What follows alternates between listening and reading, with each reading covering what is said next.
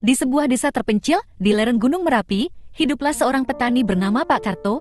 Pak Karto dikenal sebagai petani yang tekun dan ramah. Namun di balik kesederhanaannya, ia menyimpan sebuah rahasia yang tak banyak orang tahu. Di balik rumahnya, tersembunyi sebuah kolam kecil yang dipenuhi ikan-ikan unik. Ikan-ikan itu bukan ikan biasa. Warnanya beraneka ragam, dari merah menyala seperti bara api, biru langit yang cerah, hingga hijau lumut yang menenangkan.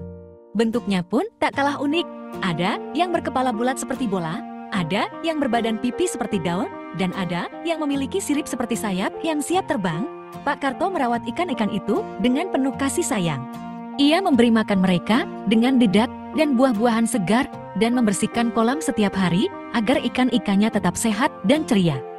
Setiap pagi, Pak Karto akan menyapa ikan-ikannya dengan lembut, "Selamat pagi, anak-anakku. Semoga hari ini kalian sehat dan ceria." Ikan-ikan itu pun akan menyambutnya dengan gerakan lincah dan percikan air yang ceria. Pak Karto merasa bahagia melihat ikan-ikannya bagaikan harta karun yang tak ternilai harganya. Namun, kebahagiaan Pak Karto tak berlangsung lama. Suatu hari, seorang pedagang ikan keliling bernama Pak Jono datang ke desa. Pak Jono terkenal dengan kepandaiannya dalam menawar ikan, dan mata keranjangnya tak luput melihat keindahan ikan-ikan Pak Karto. Ia menawarkan harga tinggi untuk ikan-ikan Pak Karto. Pak Karto tergiur, tetapi ia ragu untuk menjual ikan-ikan kesayangannya. "Pak Jono, ikan-ikan ini sudah seperti keluarga saya. Saya sayang sekali dengan mereka," kata Pak Karto dengan suara lirih. Pak Jono tersenyum licik. "Pak Karto, saya mengerti perasaan Bapak, tapi ikan-ikan ini sangat langka dan berharga. Jika Bapak menjualnya, Bapak bisa mendapatkan uang yang banyak, cukup untuk membeli pupuk dan bibit baru untuk ladang Bapak, bahkan bisa membangun rumah baru yang lebih megah." Pak Karto terdiam. Ia berpikir keras. Ia memang membutuhkan uang untuk membeli pupuk dan bibit baru untuk ladangnya. Rumahnya yang sederhana sudah mulai lapuk dimakan usia. Ia ingin memberikan kehidupan yang lebih baik untuk keluarganya. Namun, ia tak ingin kehilangan ikan-ikan uniknya. "Pak Jono, saya bersedia menjual beberapa ikan saja. Tapi, saya mohon jangan semua," kata Pak Karto dengan suara yang sedikit gemetar. Pak Jono senang mendengarnya. Ia langsung memilih beberapa ikan yang paling langka dan mahal. Pak Karto sedang melihat ikan-ikannya pergi, tetapi ia merasa lega karena ia masih memiliki beberapa ikan yang tersisa. Sejak saat itu, Pak Karto semakin rajin merawat ikan-ikannya. Ia belajar banyak tentang ikan-ikan uniknya dari buku-buku dan internet. Ia juga menanam berbagai jenis tanaman air di kolamnya agar ikan-ikannya merasa nyaman.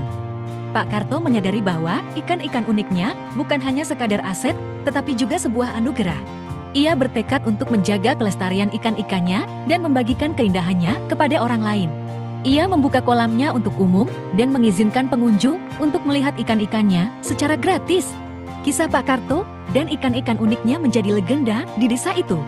Orang-orang datang dari berbagai penjuru untuk melihat ikan-ikan yang indah dan mendengar cerita Pak Karto. Pak Karto pun merasa bahagia karena ia bisa berbagi kebahagiaan dengan orang lain. Namun, kebahagiaan Pak Karto kembali terusik. Pak Jono yang tak puas dengan beberapa ikan yang telah ia dapatkan kembali datang ke desa. Ia menawarkan harga yang jauh lebih tinggi untuk semua ikan Pak Karto. Ia berjanji akan membangunkan Pak Karto rumah baru yang megah dan membantunya membeli ladang yang lebih luas. Pak Karto tergoda, tetapi ia tak ingin kehilangan semua ikan-ikannya. Ia merasa terbebani dengan kebutuhan keluarganya, dan uang yang ditawarkan Pak Jono sungguh menggiurkan. Pak Karto bimbang. Ia tak ingin kehilangan ikan-ikannya, tetapi ia juga ingin memberikan kehidupan yang lebih baik untuk keluarganya. Ia berdoa kepada Tuhan agar diberikan petunjuk. Suatu malam, Pak Karto bermimpi. Dalam mimpinya, ia melihat ikan-ikannya berbicara. Mereka berkata, "Pak Karto, kami tahu Bapak sayang kepada kami. Tapi, kami juga ingin Bapak bahagia. Jika Bapak menjual kami akan membantu Bapak untuk meraih kebahagiaan sejati." Pak Karto terbangun dengan perasaan lega. Ia menyadari bahwa ikan-ikannya bukan hanya sekadar aset, tetapi juga teman sejati yang selalu mendukungnya. Ia memutuskan untuk menjual semua ikannya kepada Pak Jono dengan harapan uang itu akan membantunya meraih kebahagiaan sejati. Pak Karto menjual semua ikannya kepada Pak Jono. Ia mendapatkan uang yang banyak, cukup untuk membeli ladang yang lebih luas dan membangun rumah baru yang megah. Namun, Pak Karto merasa hampa. Ia merindukan ikan-ikannya yang telah pergi.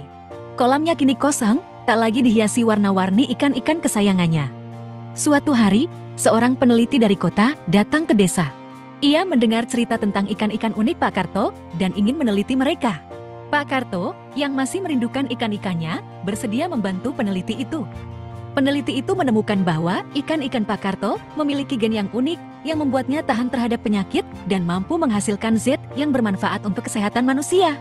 Zat ini memiliki potensi besar untuk dikembangkan menjadi obat-obatan dan suplemen makanan.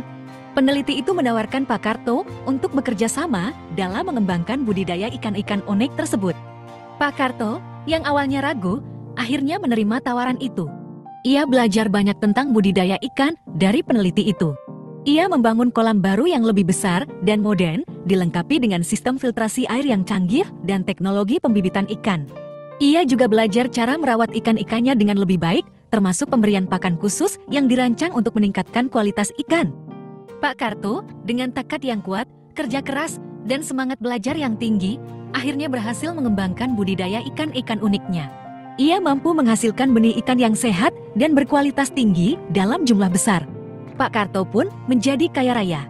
Ia menjual ikan-ikannya dengan harga tinggi dan mendapatkan keuntungan besar dari penjualan set yang diekstrak dari ikan-ikan tersebut. Ia membangun rumah baru yang lebih besar dan nyaman, dilengkapi dengan fasilitas modern seperti mobil, televisi, dan internet. Ia juga membantu warga desa dengan memberikan pekerjaan di budidaya ikannya dan membangun fasilitas umum seperti sekolah dan puskesmas. Namun, yang lebih penting dari semua itu, Pak Karto kembali menemukan kebahagiaan.